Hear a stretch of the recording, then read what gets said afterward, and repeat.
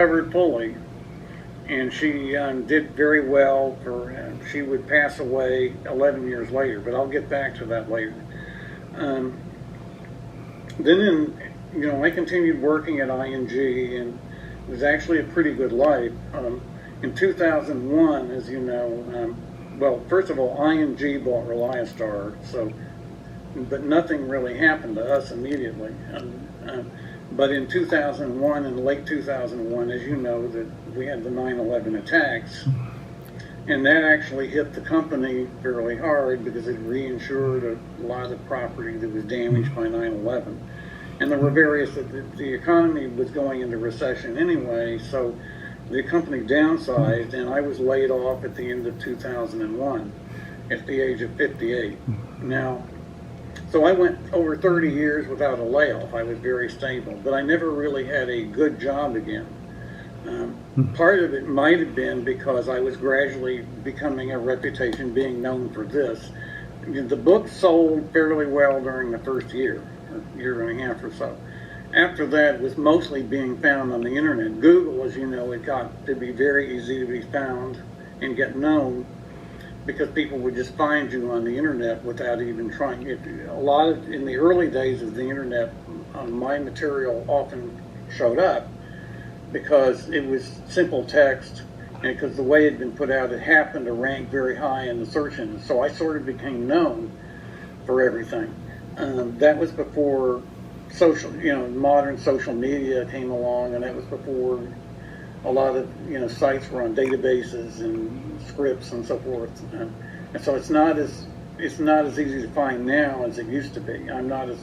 My popularity has certainly slipped compared to what it was then, but I had somewhat of a reputation, and almost in the early days of the internet. What I did actually worked very well for the way the internet was from 1997 to about 2003 or 2004 until social media started changing everything.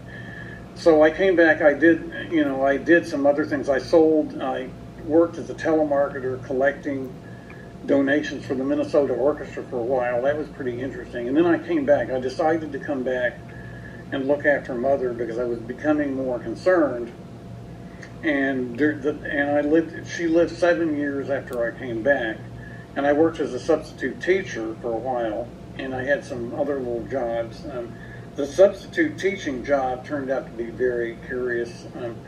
With some of the middle school assignments particularly, I had some issues with discipline in the classroom. I was not prepared to be somebody's parent you can imagine what can happen with lower income or with special needs children and so forth when they're mixed. And there were some problems. But there was also a problem that I had written some material. I had written some screenplays, some fiction screenplays based on this material. And one of them depicted an older gay man who might have been like myself being seduced by a precocious student.